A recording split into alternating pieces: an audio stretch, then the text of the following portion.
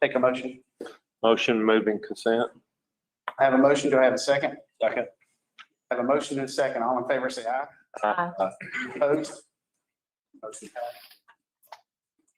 Moving on to the action items. Enclosure A, Mary Beth. Thank you, Mr. Chairman. The first item is on the consideration of Resolution Bay 2133, making the TIP to add the railroad utility construction phase at the Industrial Drive Railroad Crossing project. And Mr. Falk will present. Thank you, Mary Beth. The department is requesting the TPO today to update their tip to include this project, be the installation of flashing lights, gates, signal house, and power to that area. With that, I'll be glad to answer any questions the committee has.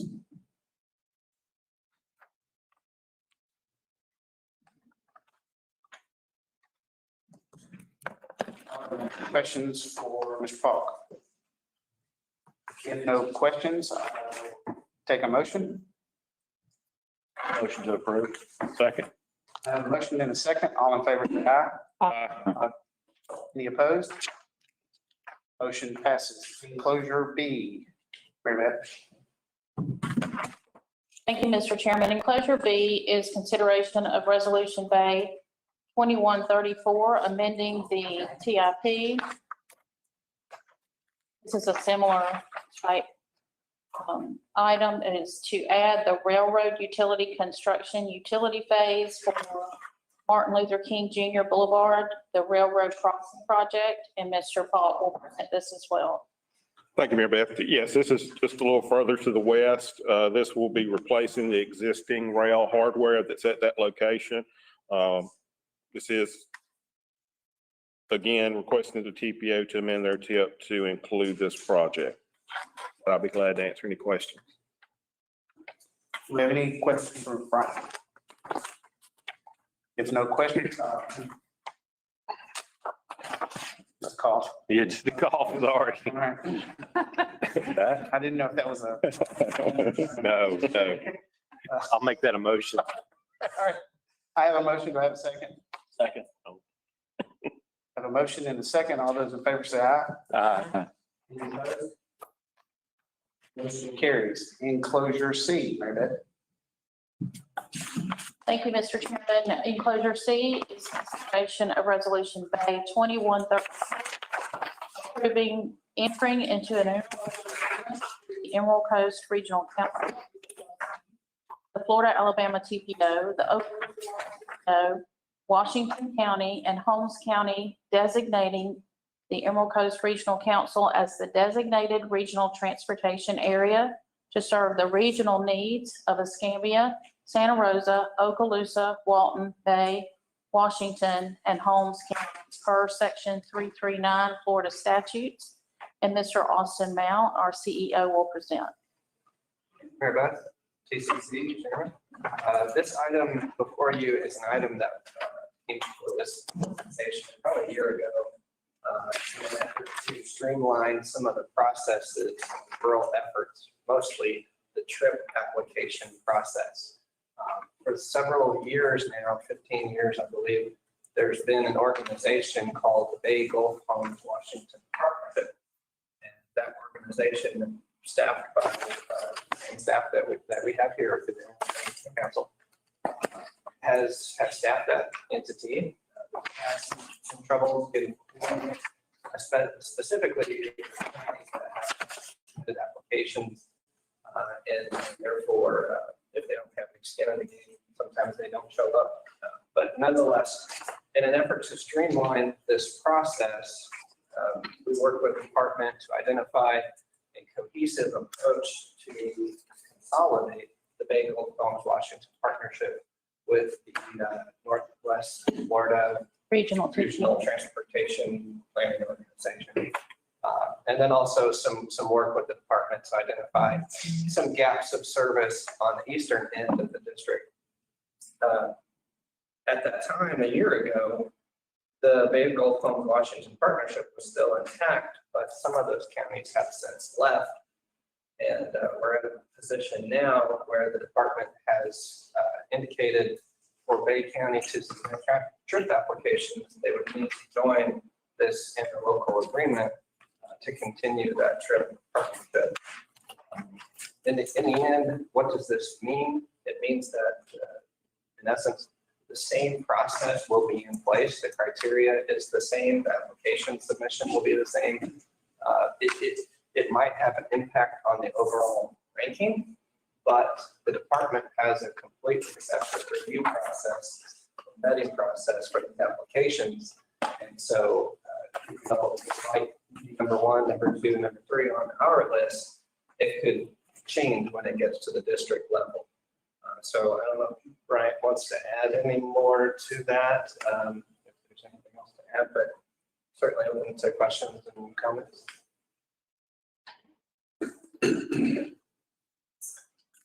Does anybody have any questions for us concerning this? So would it water down Bay County's priority on certain projects?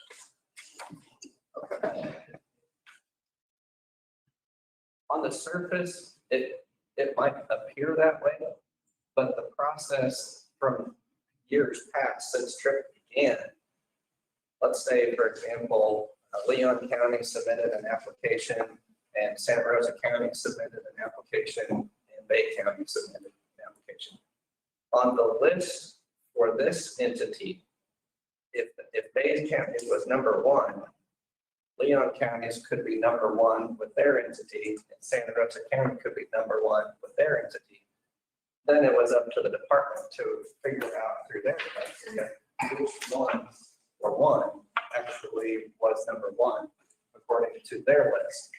So by consolidating and creating a larger entity, applications might be ranked 1, 2, and 3 now. So it could appear to be diluted, but when we give it to the department, they're still going to go through the same process to determine which one actually has the top priority. So it might give the appearance that yes, you could receive a lower priority, but it never mattered in the whole time that we've been doing this because there's a different criteria that the department has. So it changes every single time we do it.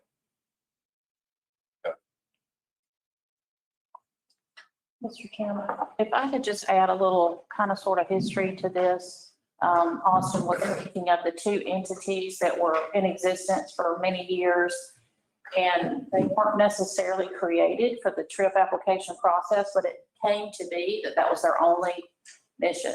And so we had these two separate entities that we staff. We'd have to have a meeting, we'd have to have a quorum, we'd have to all these things just to get the TRIP application from those counties to send to DOT. So for me, from years of staffing those and seeing the difficulties that we came across, this is much more efficient. It's much less government to the process. We still have to get something to DOT and they still have to make a decision and they make the decision about the priority. But maybe that makes it, maybe you can understand, but not want to continue to have these two elected official boards that had to meet every year just to do the TRIP applications when we have an existing board that can do that.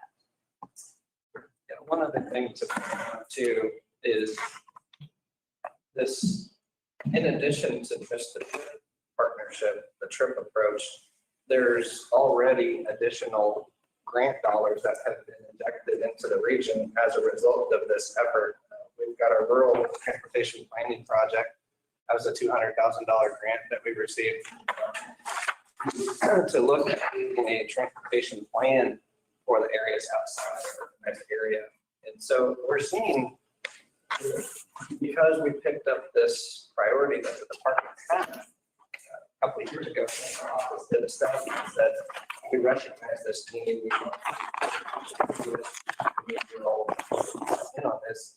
And because we picked that up, we're now starting to see the fruit of that additional dollars come in.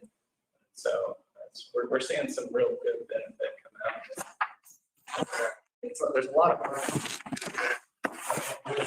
to do is to make sure that the Bay County has the ability to support their application for this cycle because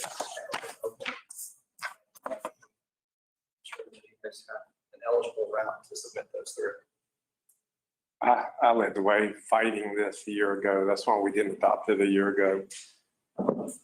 Members were not comfortable with it. I think they would have been more comfortable if trip applications went through this process and the DOT ranked. Planning council had no ranking.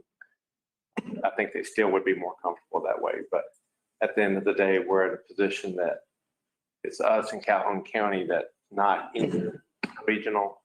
Calhoun County's iffy on what happens there, so we decided, my board members, I think, will vote in favor of this and join the regional.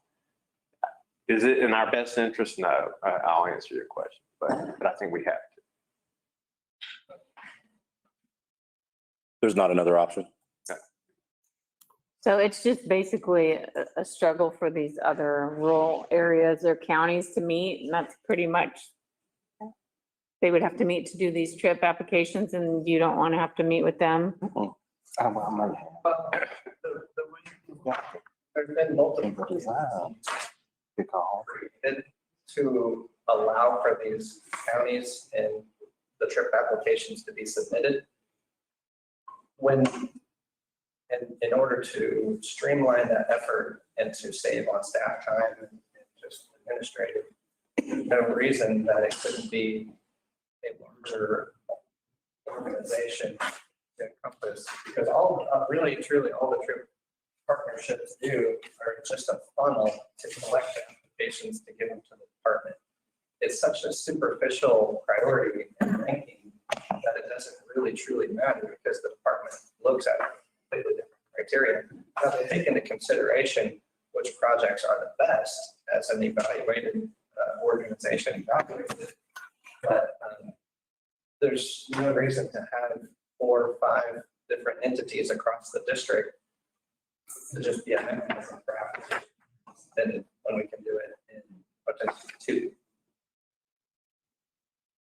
So they don't have another reason to meet except for trip applications? Well, and that's why we put it under the umbrella of the ECRC organization, because we always want to have other businesses. We're looking at the regional transportation plan, creating some other efforts, as not necessarily through this part, but through other efforts.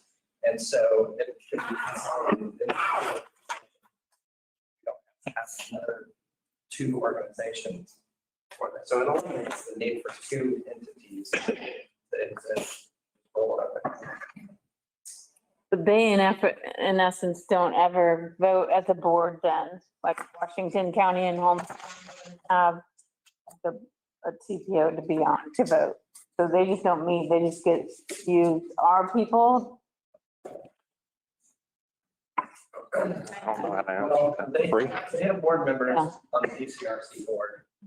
So what was the Bagel Phones Washington partnership, they had board members, 2 of their elected officials on the board, or 1. With the ECRC, they still have that same representation of their board members on that board.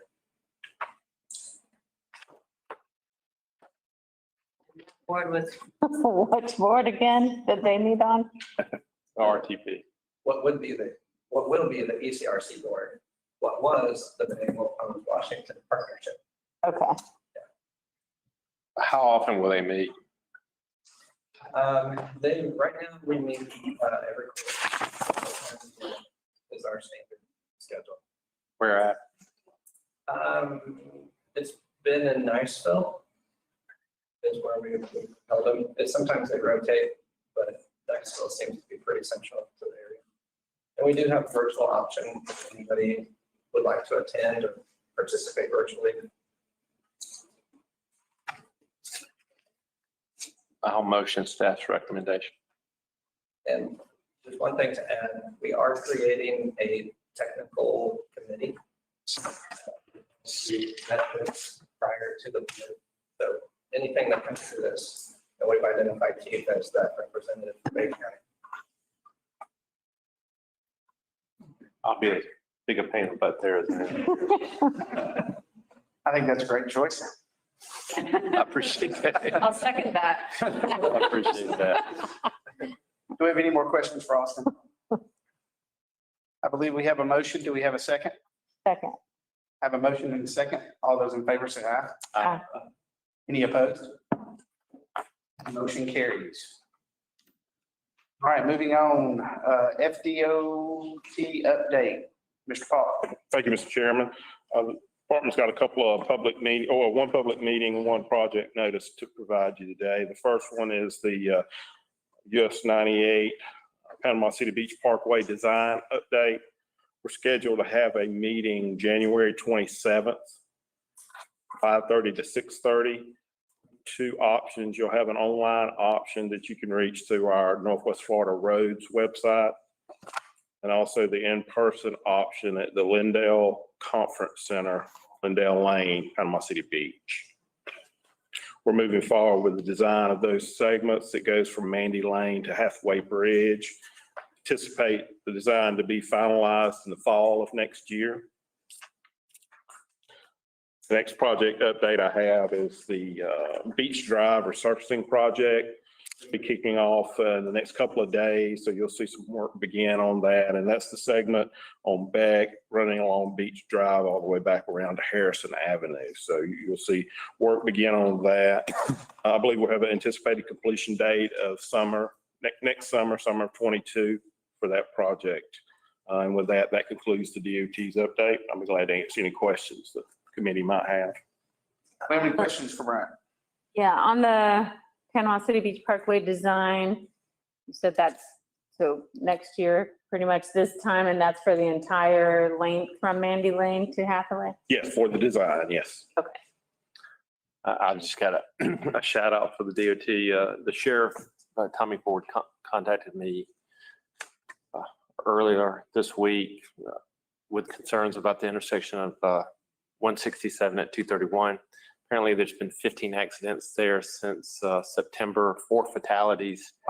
The problem is people leaving 167, making a left to go south and turning the wrong way onto the 4-lane divided highway.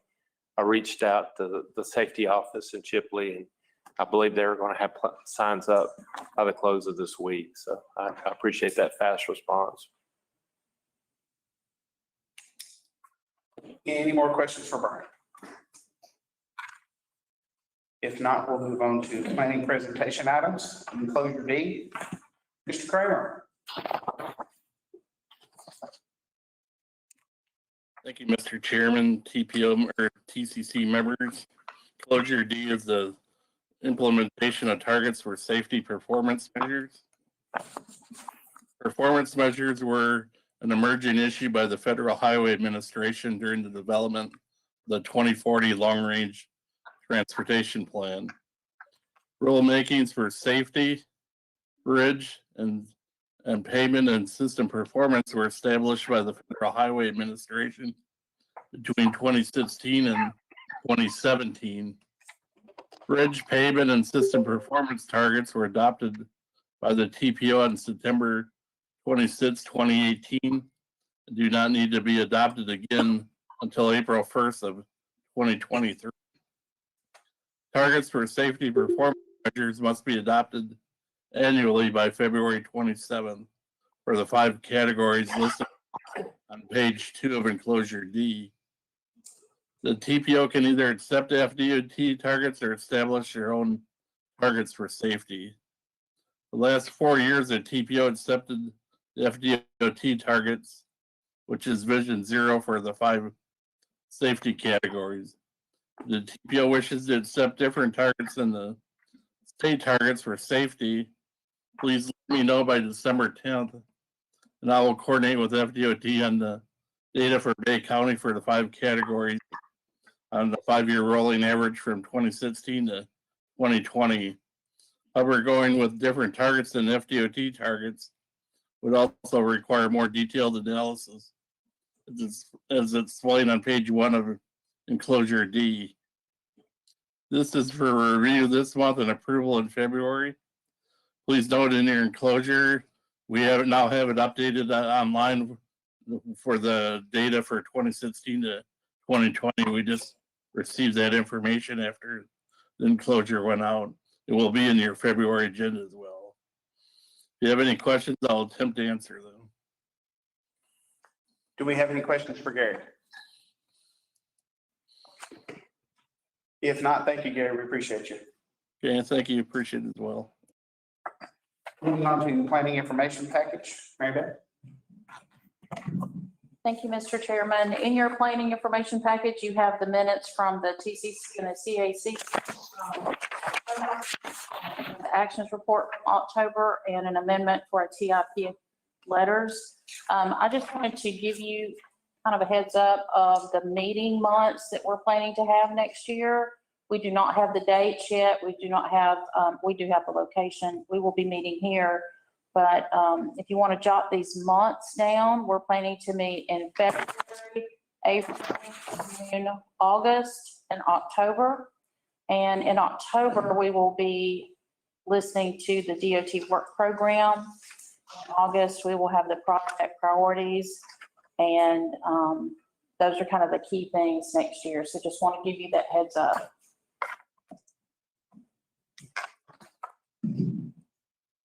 Do you have any questions concerning that information? If none, moving on to transit, enclosure F, Mary Beth? Thank you. Our transit action items, enclosure F is consideration of resolution Bay 2135, approving a one-year extension to the existing transit advertising contract with Fuel Media Holdings beginning January 1, 2022 and ending December 31st. 2022. And Mr. Lamar Hobbs will present this item. Thank you, Mary Beth. This essentially is for our transit advertising that we do on the exterior and interior of our buses. That has been a very great source of revenue for the transit system. It's cost us absolutely nothing, and it's generated right at $200,000 revenue last contract. This will be the last one-year extension we have on that contract. So after this, we'll end up having to go out for RFP, but so far we've had absolutely no issues. It's been a great source of revenue. We'd ask you to approve the continuation of the contract for one more year. Any questions for Mr. Lamar? If no questions, I'll entertain a motion. Motion. I have a motion. Do I have a second? Second. I have a motion and a second. All in favor, say aye. Aye. Anyone opposed? Motion passes. Lamar, do you have transit update at all you'd like to give? The only update I can give you is we talked about our rebranding of the public transit system, and that is continuing to go well. We meet with our marketing firm, I believe it's this week or the next week, I can't recall, but to identify the names that have been recommended by the community and then and stakeholders, and we will come together again and try and narrow that down to an acceptable level, and we'll be ready to present that to the TPO, I believe in February. I'm not sure if we have a meeting in February, but it should be ready for a presentation, hopefully for approval.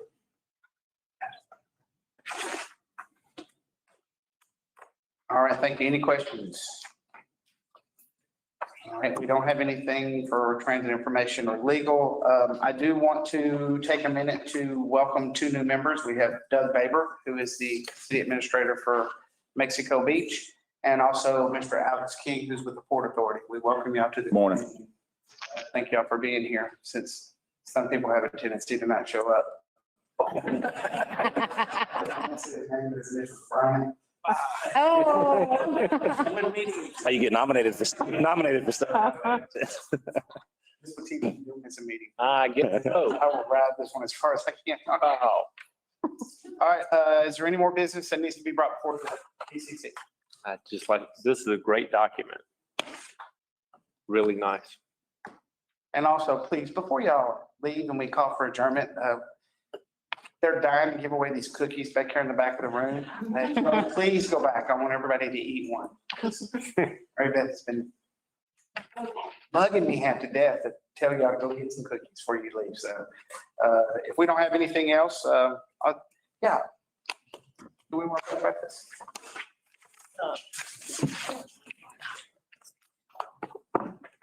I don't recall us go this route before, but that's a really nice document. Yeah, it is.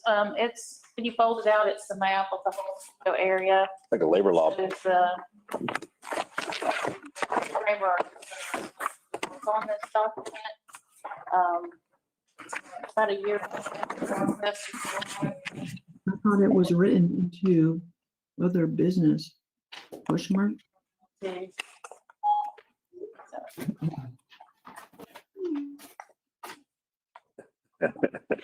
Okay. Like your worst night. So well done, Gary. It's a great document. Yeah, Gary, thank you so much. It really is a great document. It will be on the wall in my office. Thank you, Keith. I appreciate it. Corey did a lot of work on that as well for our general planning consultant. He's on the line as well. Do you want me to say something? Question mark?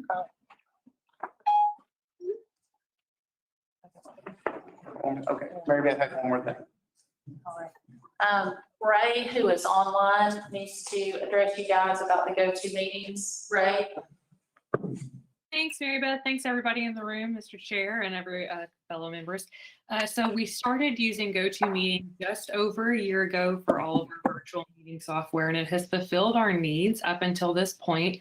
But with updates and advances in virtual participation, we decided to switch over to a more versatile and robust version of GoToMeeting called GoToWebinar.